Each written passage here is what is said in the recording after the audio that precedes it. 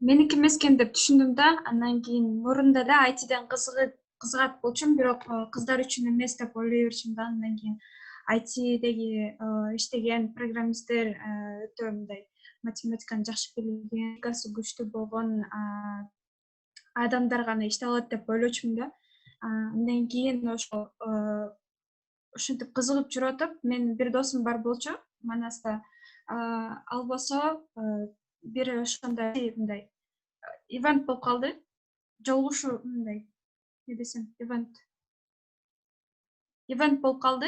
Анан ал жакта болсо ошондой VR, AR деген бар го. Виртуальный мир, оюндарды, ошолорду жасап, демонстрация кылдым да. Аутсада болгон. Ал жака мындай ивентке биринчи жолу да. Анан мен такыр ойлогон эмесмин да, ошо бизде Кыргызстанда дагы ушундай адамдар, программисттер бар экен, жана играларды, оюндарды жасаса болот экен депчи. Такыр башка мындай дүйнөгө келгендей болдум да ошол жака барганда. Анан мага ошол жака барганда ошондой атмосфера жакты. Мындай сонун атмосфера болду да. Ошондон кийин мен айтиге кызыгып баштагам. Ошентип жүрүп атып, ошо майда ошондо 4-курста окуп аткан болчумун. Майда Фейсбукта ар кандай андай группалар бар го, IT менен байланыштуу. Ошолорго катталып баштагам. Анан кийин эгер жакса, ошол сага мындай өзү эле келе берет экен да. Анан ушундай рекламалар, ушундай посттор улам чыгып калат да. Анан ошолордун арасында лентада бир жолу ошо программинг айымдар деген долбоор бар болчу. Ошого набор жүрүп атканын көрүп калгам да. Анан ошол бекер кыздар 9 ай программирование үйрөтөбүз деген дал ошондой кеткен мага шанс деп туруп, ошону дароо эме кылгам да, катталган болчумун. 3 эме болгон, тур болгон.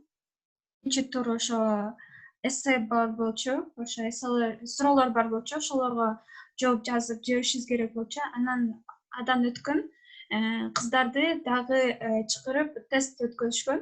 Экинчи турда биз тестти тапшырганбыз, логика жана математика болуп.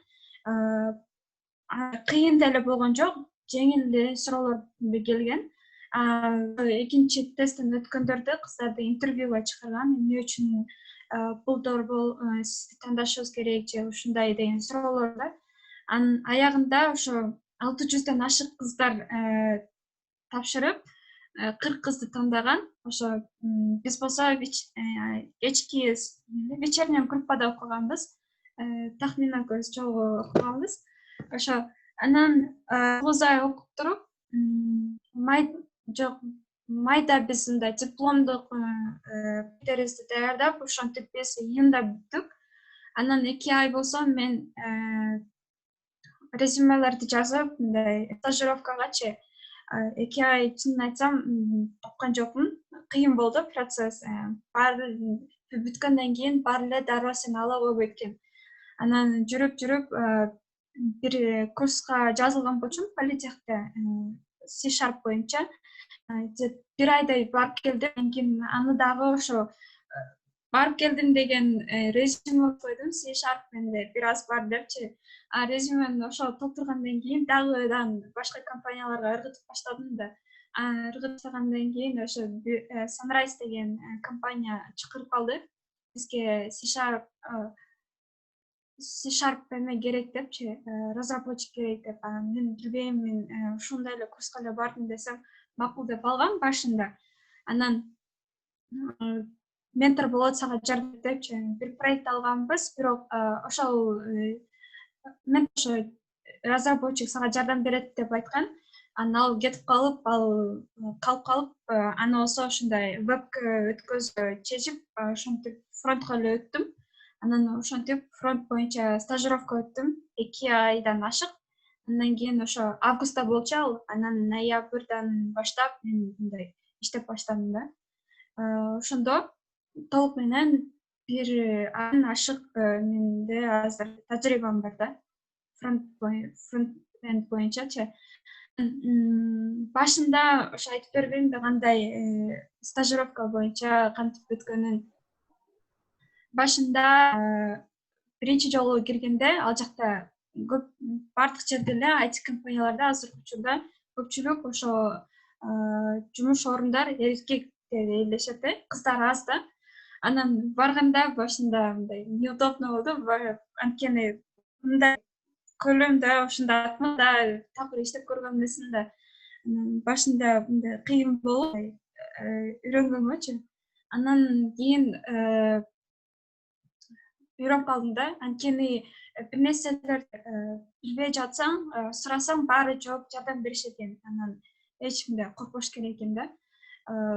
Наоборот, менче эркектерден караганда кыздарга жеңилирээк болсо керек деп ойлойм да. Анткени баарына барсаң, сага жооп беришет да. Мисалы, кээ бир баласы мындай намыстанып барбай коюшу мүмкүн. Анан же болбосо намыстан жооп бербей коюшу мүмкүн. Ушундай сыяктуу. Же болбосо мындай жакшы мамиле жасап, бизге жардам берип атышты да. Ошон үчүн эгер кыздар барбы бул жакта Кыздар бар, кыздар коркпой эле барып стажировкадан эгер билбесеңер, негизи эмне десем, программисттердин баардык нерсе билбейт. Көпчүлүк учурда биз отура алып эле 8 саат боюнча код жазып отурбайбыз да. Ал жакта 1-2 саат код жазылат, калган баары издейбиз. Анан коддорду бар болсо, алса биз copy-paste деп коет го. Ошо алып туруп эле көчүрүп кайра эле өзүбүзгө эле жазабыз, бирок өзгөртөбүз, өзүбүзгө ылайыкташтырып, бизге керексиздерди алып, ошентип үйрөнүп келебиз да. Ошон үчүн мисалы программисттер баарын билет, аны башынан баштап аягына чейин билет деген мындай стереотиптер болбосун дейм да. Дагы эмнени айткым келди эле? Суроолор бар экен. Окуу жөнүндө, Фатима окуу жөнүндө айтып берсең, жада окуп программер айымдарды окуп атканда кандай кыйынчылыктар болду эле, анан ушу таштап эле койсом окшойт деген ойлор келди беле? Ооба. Ал учурда окуу башталганда 2018 октябрь башталган, анан 2019 майда бүткөн да. Ал убакта мен жумушум бар болчу, иштеп аткан болчумун. Ошон үчүн мен кечки бага жазылган болчумун да, жумуштан барып окуйм депчи. Башында жеңил эле болуп аткан, HTML, CSS, анткени жаңы да ошо сайтты жасап атканда, вау, мен ушундай жасай алам депчи, ушундай сонун жаңы новизна деп коет го, ушундай сезимдер болуп, жакшы болуп атканда 2-3 ай, андан кийин январдан баштап JavaScript кире баштаган. JavaScript кирип баштаганда түшүнүп, 2-3 сабактарда түшүнгөн болчумун да. Анан кыйналып, плюс мен жумушта көп жумуш пайда болуп, эки жакка жетишпей калаттым да. Бул жака дагы жумушка барсам дагы мындай көп фейлдер болуп баштады. Кандай фейлдер деген айтсам, косяктар болуп баштады. Жумушта дагы мындай эмне болуп атасың, бул жумушту кылбайсыңбы деп жетишпей аттым. Эмнеде дагы окууда дагы мындай кээ бир домашкаларды жазганга, темаларды түшүнгөнгө жетишпей калаттым да. Анан ошо январдан баштап, декабрдан баштап январь-февралга чейин депрессияда болдум. Анткени депчи толук эле жумушумду таштап окуй берсемби деп, же болбосо окууну эле таштап салсамбы деп ошондой ойлор келди. Анан менде ал убакта ноутбугум жок болчу. Башка досумдун ноутбугун сураган болчумун, 2-3 айга берип колдонуп турайын депчи. Ал дагы мындай макул деп берген, бирок баары бир 2 ай колдонуп туруп да, анан ойлоп аткам, бир аз токтоп туруп өзүмдүн ноутбугумду алам депчи. Анан убакты да келип калды да, ага да берип бешим керек болчу. Жумушта дагы проблемалар, анан окууда дагы түшүнбөй атып, ушундай момент болуп калды да, эмне кылышымды билбей. Анан акыры болсо ошо кой жумушумдан кетейин. Бул тармакты тандадым, бул жолду тандадым, ушул кетем. Анан ушул жолдо кетсем, мен өзүмдү мындай келечекте көрүп эмне кылганымды жана эмне кыларымды мындай кандай десем, өзүмдү эмне кыларымды билем. Ушул жактан кетсем, бул мага жагат депчи. Эгер жумушумду улантып берсем бул меники эмес деп ошентип чечтим да. Анан ошентип жумуштан кетип толук болсо окууга өттүм. Окууда болсо кандай эле система CSS сонун болду. Анан JavaScript, андан кийин болсо өткөнбүз. Ошо эң негизги мен мындай ошол окуп жаткан учурдагы мындай өзүмө сабак алган нерсе биз ойлойбуз да, мисалы сабак кирди, аны өтүп туруп өткөндөн кийин тапшырма берет го, тапшырманы аткарып бүтүп болду да. Ошондой болчу да меники. Анан кийин ошо өзүмө сабак алдым. Ошо окуп жатканда деле өзүбүз отуруп алып эле практика менде аз болчу экен. Ошондо отуруп алып практика кылыш керек экен. Анткени жумушта болобу, окууда да болобу, баары болсо сага жөн эле багытып, методдор ыкмаларын көргөзөт, бирок аны өздөштүрүп или биздин колубузда да. Ошон үчүн бир тема берилгенден ал теманы окуп коюп жана тапшырманы аткаруу мындай жетишсиз да. Анткени именно программированиедачы нерсе мындай тажрыйба менен мындай закрепляется. Ошон үчүн HTML үйрөнүп аткан болсок, JavaScript үйрөнүп аткан болсок, өзүбүзгө мындай кайсы темада мисалы сайт жасабыз келсе, кызык, ошону тандап, ошол отуруп алып эле үйдө эле ошо бир нерселерди жасап, кичинекилерди ошондой нерселерди жасап, өзүбүздүн мындай тажрыйбабызды мындай эме кылсак болот да, улам күчөтүп турсак болот. Күчөтүп турсак. Окуу ошол болду. Анан башында кандай десем, мен манасты бүткөн болчумун да, ата-энелерим бир аз сөз кылган болчу. Сен кызсың го, бул окуумду эмне кыласың, 4 жыл окуум жөн эле калып кетеби депчи. Анан бир аз ушундай сөздөр болду, бир аз мындай түшүнүксүздөр болду, ата-энем менен ушундай сөздөр болуп, анан акыры аларга кечке айтып, мындай жок, бул жакшы, мен кийинде мындай чыгып кетсем дагы жумой болот, жана үйдө отуруп да иштесем болот деп ар кандай плюстарын айтып, анан ошондон кийин кол ишти. Анан азыркыга чейин колдоп келишет, азыр эч мындай өкүнбөйм дагы, анан ата-энелерим дагы өкүнбөйт да. Анан эгер менде мүмкүнчүлүк болгондо, мындай 4 жыл мурда туризмде эмес, компьютерный инженерия же болбосо ошого тапшыра турган мүмкүнчүлүк болсо, тапшырмакмын да. Бирок курс десе, курсту да тандамакмын, анткени курста жыл кандай десем, курсту 1 жылда окуп бүтөсүң да, окуп бүткөндөн калган 3 жыл калат да, 3 жылдын ичинде программист болуп чыксаң болот да. Эгер университетте 4 жыл окуй турган болсок, ал жакта мындай жакшы мындай знание болот, бирок тажрыйбаң жок болот да. Ошон үчүн курстун дагы өзүнүн бир мындай сонун мүмкүнчүлүгү. Анан ошол курста алган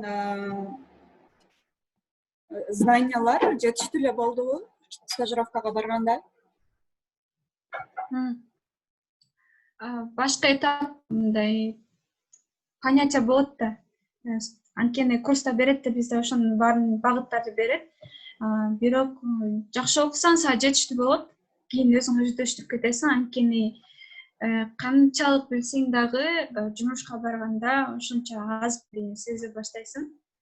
Сол курста мен муну билем деп барабыз, бирок жака барганда уже аз билгенибизди сезе баштайбыз да. Ошон үчүн башка этапта жетиштүү, ооба.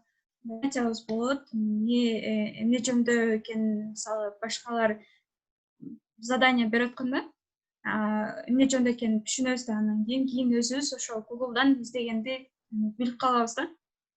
Анан ошону үйрөнүп алсак, кийин өзүбүз мындай үйрөнүп, башка этапта жетиштүү, бирок жакшы окусаң жетиштүү да. Эгер практикаң аз болуп, түшүнүп эле бара алсаң, албетте жетиштүү болот.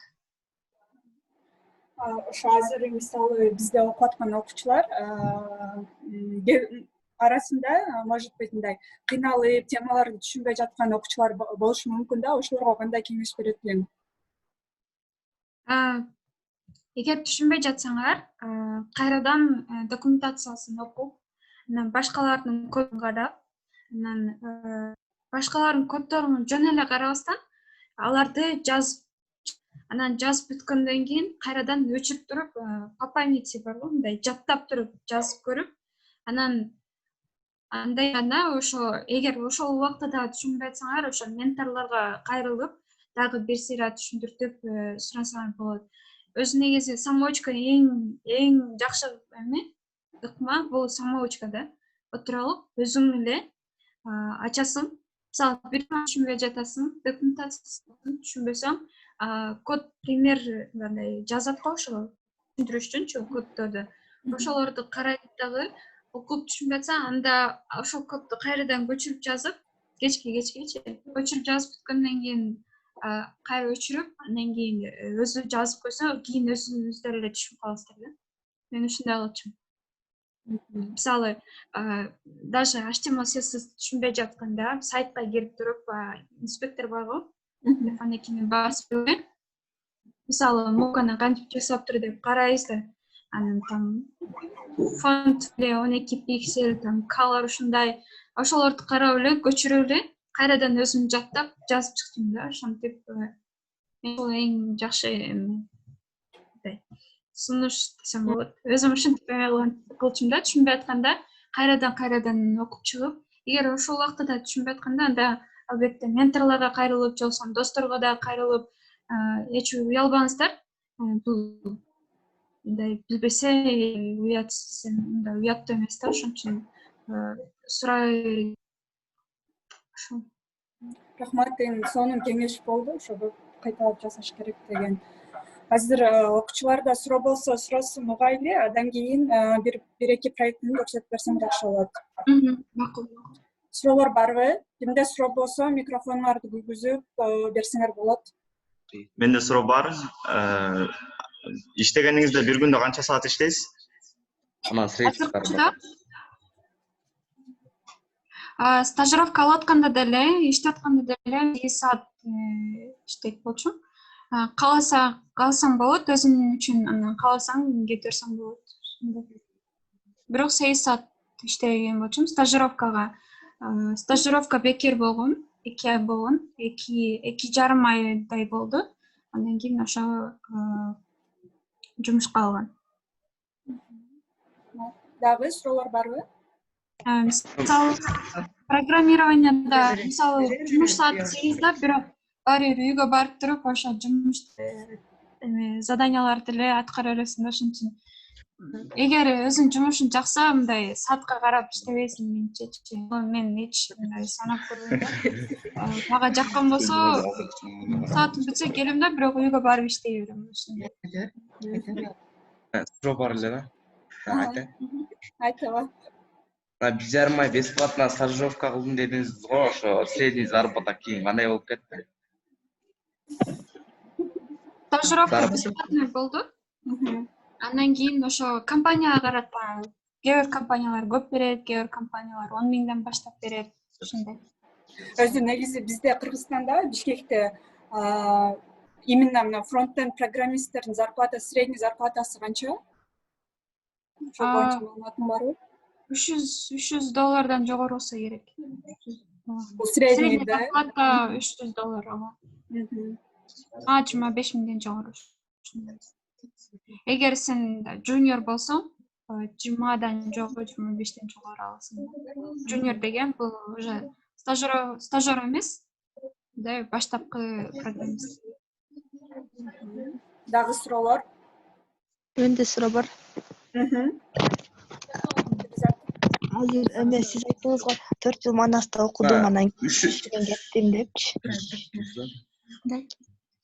Анан сиздин оюңузча универлерде окубай деле ушундай курстарда окуп, анан өзүнүн жолун таап иштеп кетсе болобу? Меники оюм, ооба болот. Болот. Анткени мен Манаста окуп бүттүм, бирок 1 жыл курста окуп, анан кийин фронтка кеттим да. Анан эгер мүмкүнчүлүк болсо, албетте универди бүткөн жакшы. Эгер сиз университетти бүткөн эмес болсоңуз, анткени ал жакта баары фундамент берет да. Мисалы, менде фундамент жок. Кээ бир учурларда мен бир нерсени түшүнүш үчүн алардан эки эсе көп окуп изилдешим керек да. А эгерде менде мындай фундамент, базаларын билген болсом, мага жеңилирээк болмок да. Анан өзүңүздүн мындай эмеңизге караңыз да. Өзүңүзгө ишенип туруп курска барсаңыз, албетте болот. Эгер ишенбей атсаңыз, университеттин да өзүнүн плюстары көп. Бирок болобу деген суроо болуп атканда, ооба болот. Өзү негизи Курсту программисттердин немеси жок, диплому жок. Курсту бүткөн эле программисттер көбүнчө. Ооба, көпчүлүк программисттердин диплому жок. Кандай десе диплом бар, бирок мындай требованияда эмес да. Ошон үчүн ооба болот. Рахмат. Менде суроо бар эле. Эме Буну бир жыл окуп, анан кийин иштеп кетсе болобу же окуш керекпи? Керек, сен иштеп атканда дагы окуйсуң. Мисалы, бир жыл курсту окудум, ал жетишсиз да. Мисалы, бир жылдык курс ал сага мындай мындай десем, багыт берет да. Мындай программирование тааныштырып берет. Сен аны тааныйсың, кандай мындай багыттар бар экенин таанып каласың да. Анан ошо бир багыт тандап, ошол менен кетип, кийин жумушка орношуп атканда да баары бир ошол окуйсуң да, ал жака барганда. Особенно фронтендде көптөгөн немелер бар. Мисалы, JavaScript өзү да фреймворктору бар. Алар дайыма ар кандай болуп өзгөрүп турат. Фреймворктордун түрлөрү көп болгондон сырткары ошо фреймворктордун версиялары бар. Аларды дагы карап чыгышың керек. Улам бир нерсе жаңы нерсе үйрөнөсүң да, ошон үчүн бир курста эле үйрөнгөн нерсе ал мындай үйрөндүм деген болбойт да. Программированиедагы жумушка киргенде по-любому үйрөнүшүң керек болуп калат. Азыр мисалы менде жумушта меники фронтенд болчу, бирок акыркы күндөрү мага Python'да дагы ошо Django фреймворктун эмелерин берип баштады. Задание. Мен Python'ды билбейм да, бирок ошо берген үчүн аларды дагы үйрөнүшүм керек да. Ошондой сыяктуу эле. Ар дайым бир нерсени окуп JavaScript керек. Ооба. Дагы суроолор барбы?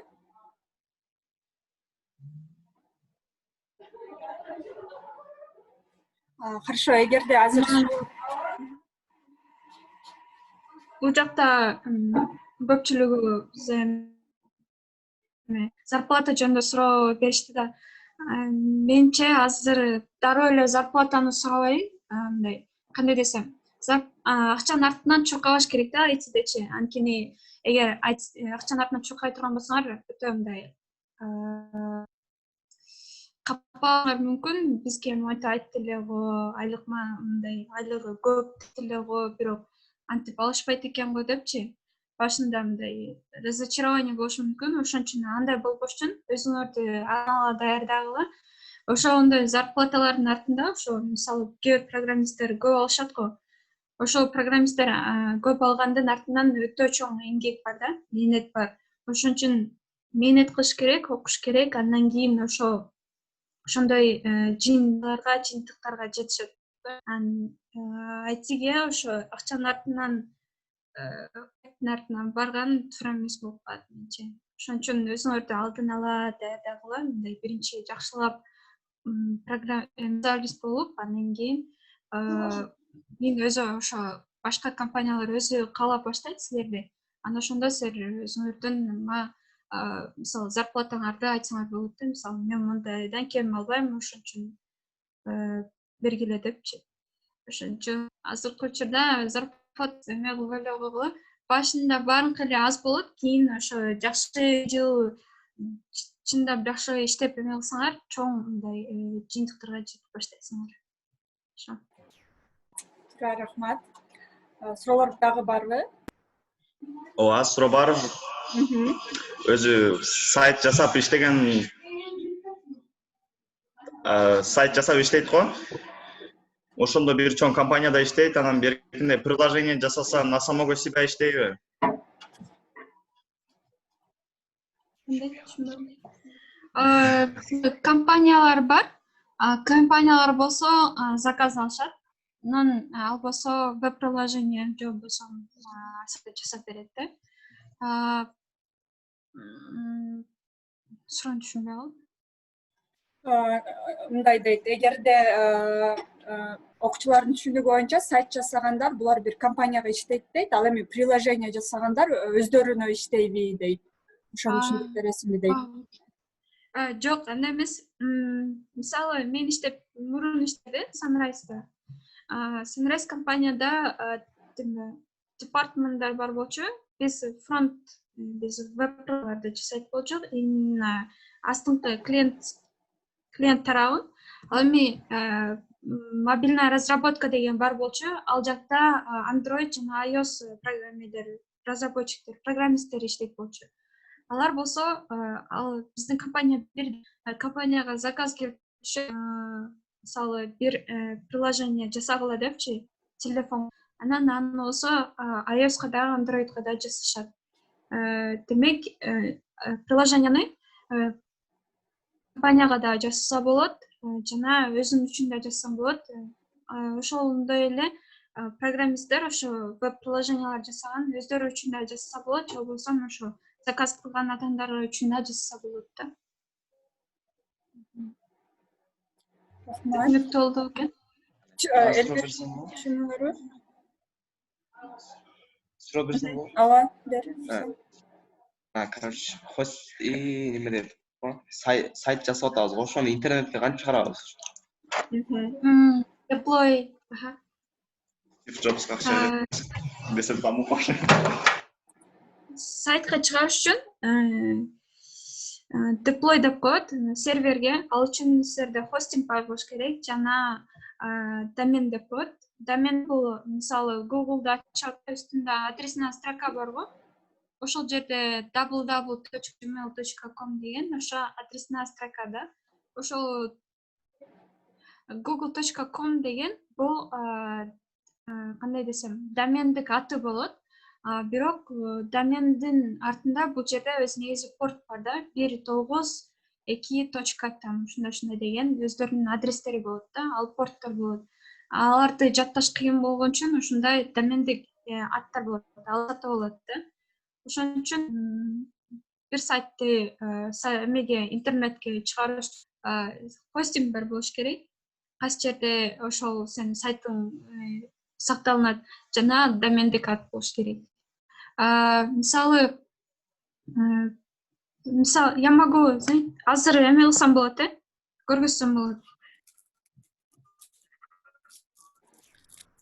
Анда Көргөзчү, азыр мен сага неме берейин. Сени хост кылайын. Как раз анда проекттерди көрсөтүп бересиңби өзүңдүн проектлериңди? Ошо суроого жооп бергенче, бизде жок да эмечи, хостинг, сервер, аларды сатып бизде андай мүмкүнчүлүк азыр жок. Ошон үчүн мындай бекер эмелер бар, платформалар. Өзүңөрдүн сайтыңарды киргизесиңер дагы, андан кийин deploy дегенде ал болсо жаңы ошол бир жерге орноштуруп берет дагы, сен анан аны колдонсоң болот. Башкалар болот, ошондо жайгашкан болот. Сенин сайттың же проекттиң. Ошондой да. Азыр берейин. Бул жерде. Кайсы жерде? Демонстрация экрана деген бар экен. Демонстрация. Астында сеникин английском или орусчабы? Таптыңбы? Көрүнүп атабы? Мага көрүнүп атат. Окуучулар көрүнүп атабы? Көрүнүп атабы? Мен көрүнүп көрүнсө керек. Ооба, көрүнүп атат. Көрүнүп атат. Ички көрүнүп атат. Так, мисалы, биринчи анда мен түшүндүрүп кетейин да. Git дегенди азырынча билбейт да? GitHub. Жок, кетти. Ошо кийин ошо өтүп башында мисалы HTML жана CSS дароо эле көргөзөйүн да. Бул жерде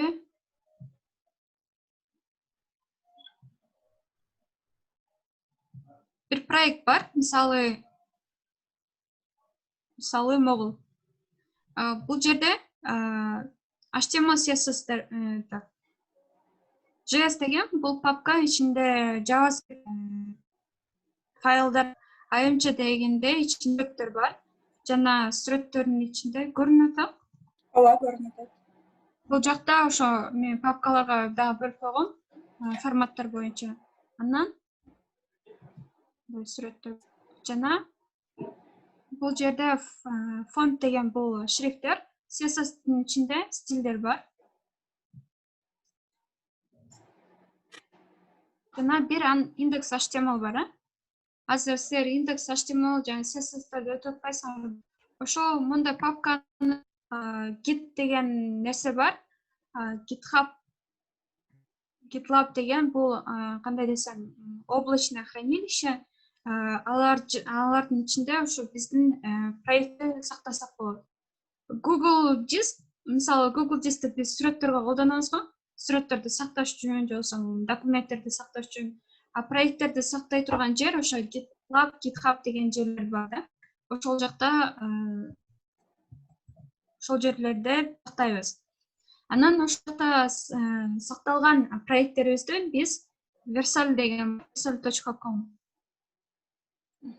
ушул жерден бул атайын программа, платформа, биз өзүбүздүн import project деп туруп, анан ушул жерде көргөзөбүз да, кайсы GitHub-бы, GitLab-бы, анан көргөзүп туруп, биз өзүбүздүн проектибизди бул жака түшүрүп алабыз. Түшүргөндөн кийин бул генерация болот дагы биздин сайтыбызды ошо программаны жаңы бир хостингге түзүп берет. Анан бул visit дегенди басканда ошо биздин HTML документибизди бул жакта ачып берет. Ошондо могул бул жерде ссылка турат го. Бул ссылканы болсо биздин ошо Versal деген платформа өзү түзүп берет да. Ошондо бизде хостинг да жок, дагы жок, эндик атыбыз буну болсо өзү жасап берет. Кийин ошо биз ошол өз жасаган проектибизди досторубузга, туугандарыбызга жазып жиберсек болот. Же болбосо ошо резюме жасап атканда дагы фото деп туруп, анан портфолионун ичинде ошолорду ссылка катары өзүбүздүн проекттерибизди көргөзсөк болот. Ошо Versal деген бар. Ошо суроого жооп бергенче. Анткени хостингтерди мисалы өзүңкүн мисалы fatima.com деп кааласак, аны көргөз үчүн биз сатып алышыбыз керек да.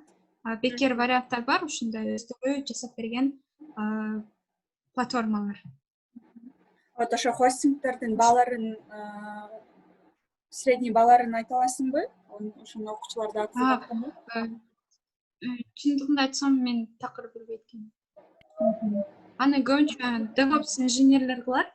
Же болбосо бэкэнд разработчиктер, фронтендтер кылбаган үчүн мен эч маалыматым жок да. Эгер дагы билбейм да, ошон үчүн айта албайм да. Кыскача айтып кетсе болобу? Ооба, салгат. Биякта баалар деген менин оюмча эмнеден айырмаланат? Кайсы доменде, мисалы, кайсы зонада тургандан байланыштуу болуш керек. Анткени мисалы, могу сайтты карап атсаңар, ал жерде мисалы versal.com деп турат. Комдон башка да мисалы .ru, .kg деген зоналар бар. Ошол зоналарга, в зависимости от зоны, баалар кымбат, анан арзаныраак болушу мүмкүн. Мисалы, эң кымбат мисалы ком зонасы болсо керек, аякта ал жакта пока карабай эле койсо болот. KG зонасын карап көрсө, бул арзаныраак эле болот болсо керек мындай. Можно на это потратиться дегендей. Хорошо, рахмат. Дагы проект көрсөтүп бересиңби, Фатима, өзүңүн проекттериңен? Кандай? Проекттерин көрсөтүп бересиңби? Жасаган сайтын болсо окуучуларга анан канча убакыт кеткен ошол сайтты жасаганга, кандай кыйынчылыктар болду, ошолорду айта кетсең. Так.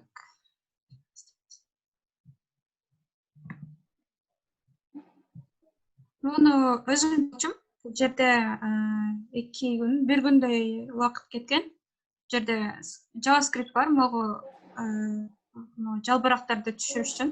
Атайын плагин бар, Sakura деген. Ошону эле кошуп туруп бир аз эле өзгөртүп койгом.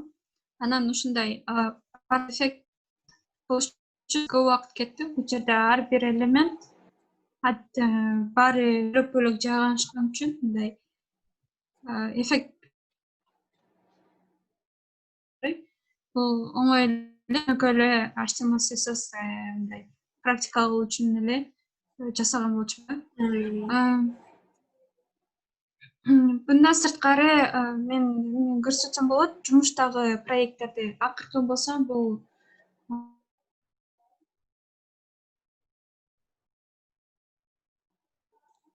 Катып калат окшойт, тахминан сага болот го? Жок, менде дагы кетти.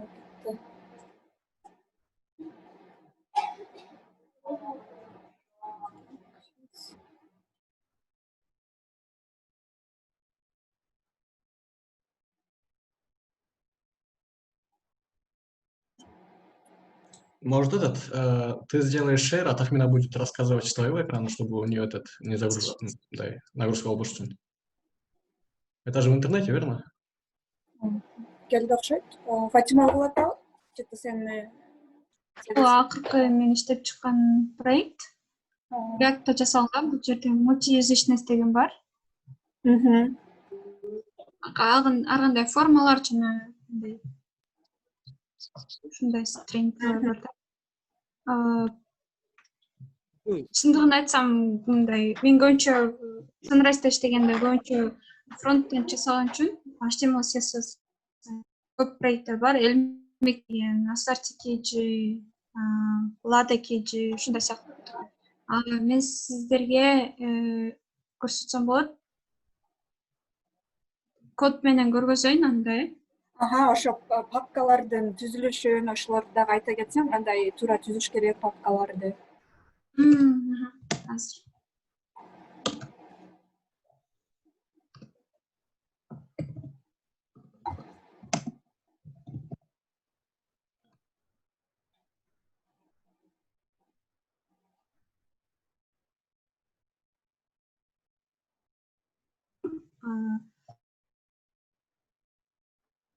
Да, мен башка жакта дагы берем да. Аларга ошо Visual Studio жеңил болгондуктан Visual Studio'да көргөзөм. Бул жерде мисалы акыркы жолу чындыгында айтсам өзүмө проект жасаган эмесмин. HTML CSS'дин ичинде. Азыр бирөөнү көргөзөйүн.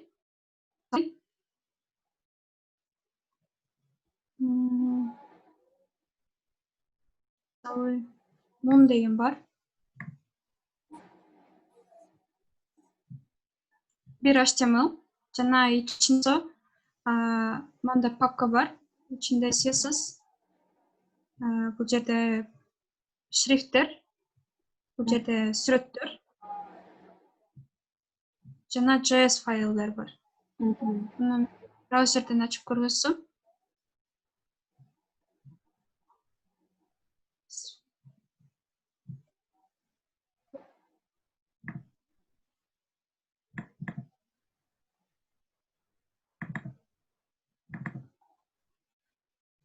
Мындай болчу.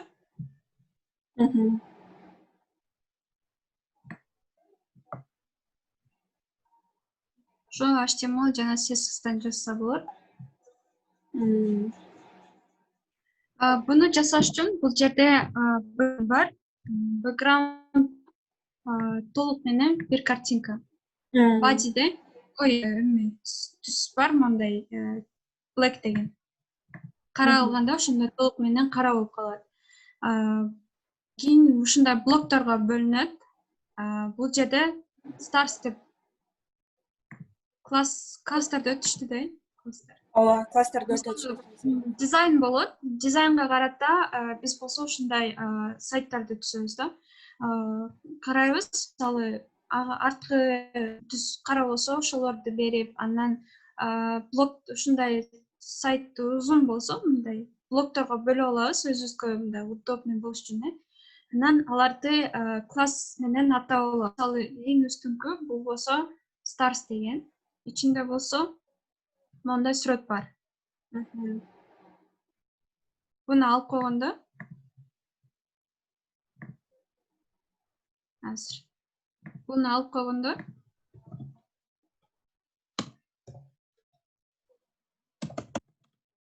бул ичиндеги модалар жогулуп калат да. Ушинтип сүрөттөрдү кое алсак болот. Бул сүрөттү коюш үчүн ушундай position absolute дегени бул эң үстүдө жайгашыш керек да. Анан ушинтип стилдерди берип алабыз. Ушундай сайт ушундай да. Бул жерде блоктор бар, жана стилдер бар. Стилдерди болсо биз болсо бул алабыз. Head жана бул жер шрифтти кошо алабыз. Стилдерибизди кошо алабыз. Анан биздин body'нин ичиндеги бардык элементтери. Стилдерди ачканда, стилдин ичинде биздин ушундай селектордун ичинде стилдер бар. Контейнер жана медиа деген болсо бул толук менен фронтенд болсо разработчиктер обязательно бандай кросс-браузерная разработка деген бул мисалы азыркы учурда мен Яндекс браузерди колдонуп атканда Яндекс браузерде кандай ачылса, ошондо так эле Safari'де, Google Chrome'да баары бирдей ачылыш үчүн ошону дагы мындай эске алышыбыз керек да. Андан сырткары мобильный адаптация деген бар. Ошо фронтенд разработчиктер мобильный адаптацияны да билиш керек. Бул жерде могуну баска жерде тандап алабыз кайсы расширениеде. Мисалы iPhone X'те кандай көргөзүлөт. Жана бул жерде дагы эң кичинекей 320 болот. 320. Ошодон текшерип алсак болот, кандай биздин сайтыбыз көрүнөт экенин. Аларды дагы эске алыш үчүн бизде ошо CSS'да мондай медиа деген запростор бар. Мисалы экрандын узундугу 200дөн кичине, анда бунун узундугун ушундай пиксель кыл депчи. Ушундай ыкмалар бар. Бул стилдер. Рахмат, Фатима. Анан бир суроо. Ушу проекттерди жасап атканда, сайттарды жасап атканда эң көбүнчө кыйынчылыктар эмнеде болот? Сайттарды жасап атканда HTML CSS'те мындай көп кыйынчылык деле жок, анткени дагы эң азыр полезный сайттарды айтып кетейин да. HTML CSS үйрөнүп атканда өтө жакшы да мындай. Анткени мисалы эгер Python'дан баштаган турган болсок, программалоо тилине ал жакта эмне кылып атканыбызды көрбөйбүз да, бир аз мындай түшүнүксүз болуп калышы мүмкүн жаңы үйрөнүп баштап аткандарга. HTML CSS үйрөнүп атканда биз эмне жазганыбызды дароо көрсөк болот да. Анан эгер бизге жакпай атканда ар кандай кылып андай сайт алардын элементтерин көрүп, алардын стилдерин көрүп, эмне жазган болсо, ошолорду карап, өзүбүзгө эске алып, ошолорду колдонсок болот да. Кыйынчылыктар болсо, мисалы мен бир слайд жасаш үчүн болбой жатканда, ошо CodePen деген сайт бар, мондай CodePen деген. Ошол жерде слайдер деп жазам. Толтура варианттарды түзөт да. Very simple slider деген бар, ошону басып бул жерде кодун көрүп алсак болот. Бул жерде div бар, ичинде слайд 1, слайд 2 жана стилдери, анан JavaScript файл эмеси, скрипти.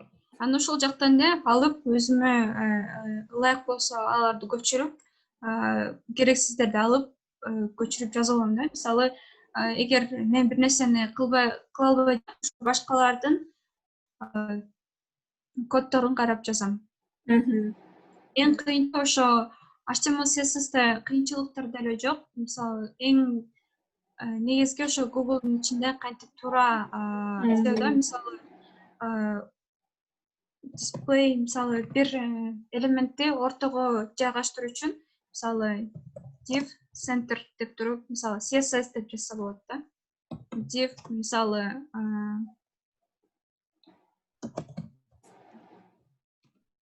CSS деп жаза алам, же болбосо HTML деп жаза алам. Эгер HTML-га караштуу болсо, ал эми CSS-ке стилдерге байланыштуу болсо, CSS деп жаза алам. Ошондо Google'да ушундай бизге эмелер, шилтемелер көргөзүлөт да. Ошол менен Бул ошо туура кантип Google'да туура издөөгө кеңеш. Мисалы дейлик, ошо бир слайдты жасап албай атканда, ошентип very simple step. Андан сырткары бир элементтин, мисалы, бир текстти мындай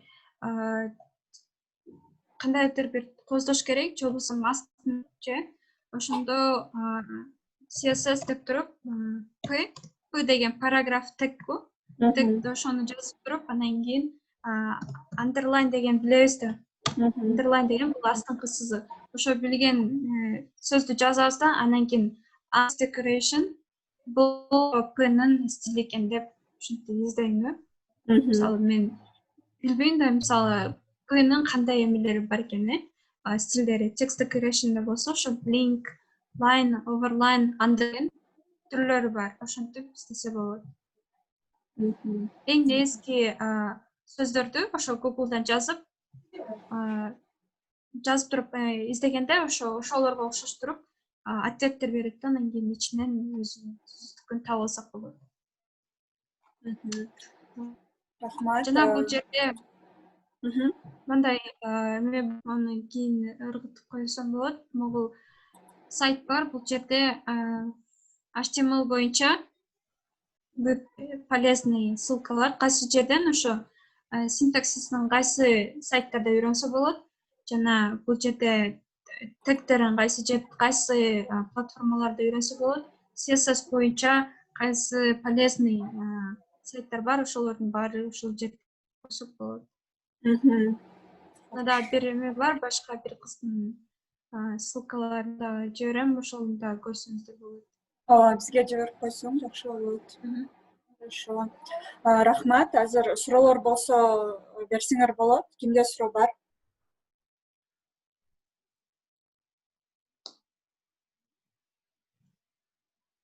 Суроолор жок. Бербейсиңер суроо жокпу?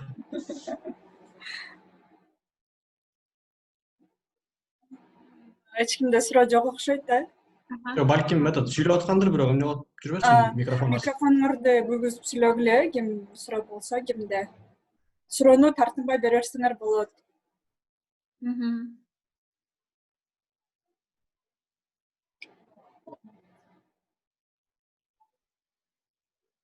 Хорошо, анда суроолор Мен жок. суроо берсем болобу? Ооба.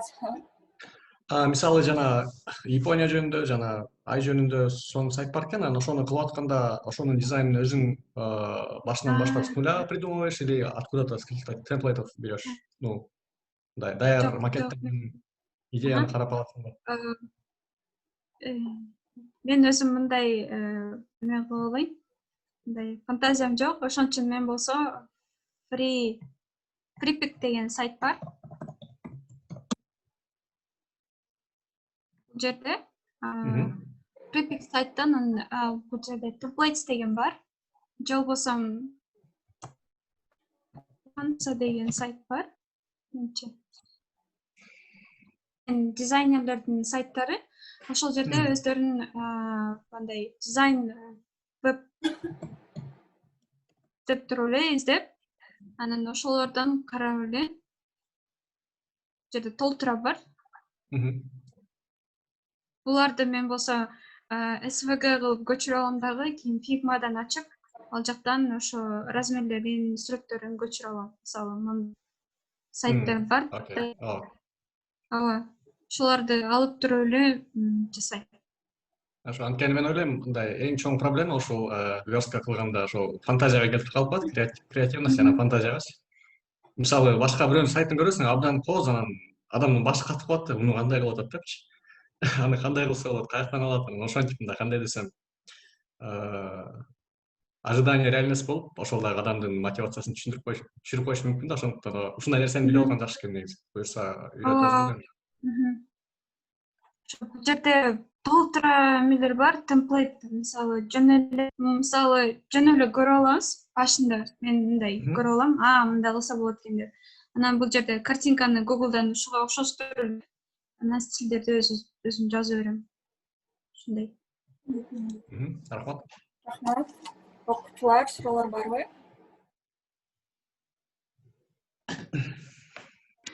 Эми Figma'га көчүрүп алам дедиңиз го, ошону кантип көчүрөбүз? Мисалы, могу FreePic'те бул жерде download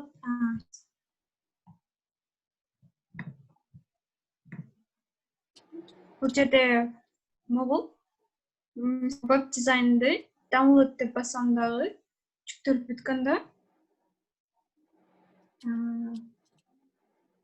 бүткөндө менде мурун Photoshop бар болчу. Photoshop'то ачып туруп, сохранить как SVG деп болчум. Анан ал жерде Figma'га браузерден эле Figma'га кирип туруп эле открыть деген бар.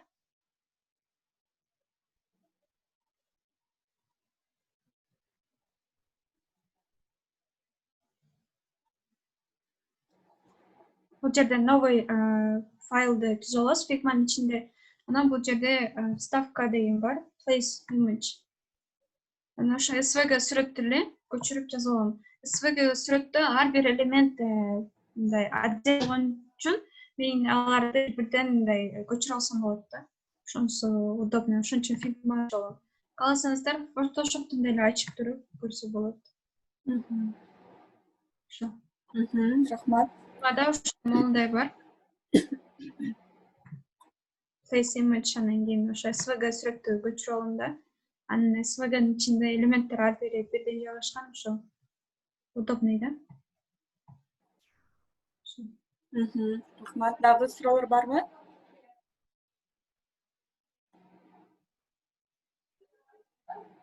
Хорошо, анда суроолор жок болсо биз жыйынтыктасак болот экенби? Фатима, чоң рахмат сага. Аябай пайдалуу кеңештерди, өзүңүн өткөн жолуңдагы мотивация болот деп ойлойм биздин окуучуларга. Сонун кеңештерди айттың, ошолорду окуучулар колдонот деп ишенем. Дагы бир жолу чоң рахмат келип, өзүңүн тажрыйбаң менен бөлүшкөнүң үчүн. Рахмат. Сонун жолугушуу болду деп ойлойм мен. Рахмат. Балдарга дагы ийгилик каалайм. Кеңешим ошо бул багыт башында кыйын болушу мүмкүн, бирок до конца баргыла, буюрса ошо жакшы болот. Рахмат. Мен ада менин сайтка кетсем болобу окуучуларга? Ооба. Окуучулар күтө турсаңар. Так, чыкпай кой тургула. Менде сөз бар. Азыр ким Фатима? Азыр бир минут. Фатима, мени хост кылып коесуңбу обратно? Койгону дегенде. Кандай? Участникini ачсаң, мени обратно хост сделаешь хостом? Мен сени хост кылып койдум эле. Организатор получается, да? Ооба, организатор сможешь? Участниктерди ачсаң. И ошол жерде ойгонуу деген бар, картинка менен. Эмне кылайын? Ошо немеге кирсең, наведи туда, там выходит more деген, орусчасында кандай экен? Орусчасында кандай? Дополнительно деген нерсе чыгат, опция чыгат. Дополнительно деген. Я не поняла. Давай ооба экран менен чыгартсаң. Немен ачсаң, Zoom'ду. Мне кажется, сложно будет. Или? Думаешь? Кажется. Немеге кирсем, парticipantская. Снизу турат, ошону бассаң.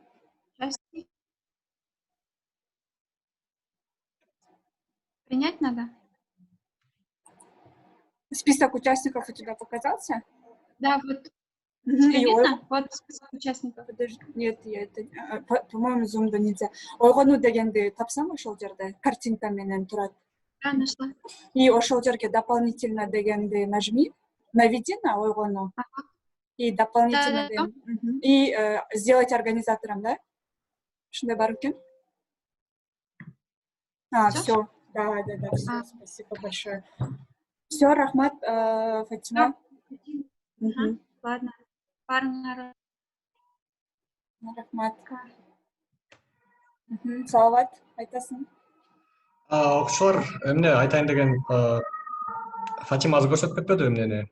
Интернетке кандай публикация кылса болот депчи. Буюрса биз силерге 12-чи уроктун алкагында атайын узак убакытка өзүңөр жасай турган проект беребиз, өтүлгөн темалар боюнча баардыгын жыйынтыктап. Анан ошондон ким мыкты проектти жасаган болсо, ошонун сайтын баягы education ойгону чыккан деп атпайбы? Ошол жердин бир жерине загрузка кылабыз. Ошондуктан буюрса аны дагы көрөсүңөр, эмки жумага чейин айтабыз, анын условиялары кандай болот экенин. Анан мындай жакшыраак кылып жасаганга аракет кылгыла, бизди убеждать этип, анан бизге жаккан проекттерди биз ошол интернетке публикация кылабыз. Сүйлөштүкпү? Түшүнүктүү эле болду. Адилет жокпу, Адилет аябай кызыгып аткан да ушуга. Анан этот дагы балким опция катары ошол ойгонунун кантип ошол интернетте кандай публикация болгондугун мындай бир сыйра көрсөтүп кетсек болот. Комментарий менен жолугушуп болгон да алары да. Анан азыр Фатима айткан ссылкаларды жиберип коем. Керектүү ссылкалардычы. Программирование IT жөнүндө ошону жакшы карап окуп чыксаңар, көп нерсени алсаңар болот. Суроолор барбы?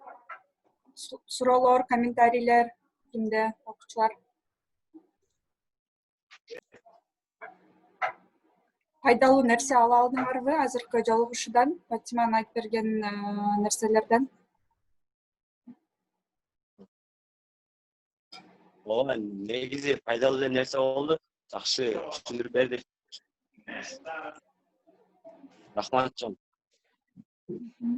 Тахмина сага да чоң рахмат. Ошол Тахмина эжекеңер келип бардыгын уюштуруп берди. Сиздерди ошол мындай кандай десем, прям иште жүрүп ошол фронтенд эксперттин оюн билдирип, басып өткөн жолун мындай билдириш үчүн. Ошон үчүн сизге абдан чоң отдельный рахмат, Тахмина. Анан ошо мен жанагында айткандай эле, эгерде кимде сунуш болсо, ушундай бул сферада иштеген адамды чакыргыла же бул сферада деген сунуштар болсо, бир тема боюнча сүйлөп берсин деп, силер бизге айтсаңар болот, менторлорго биз ошону уюштурганга аракет кылабыз. Чоң рахмат чоң катышканыңыздар үчүн. Ссылкаларды жиберип коем, ошолордун баарына кирип, жакшы окуп чыккыла.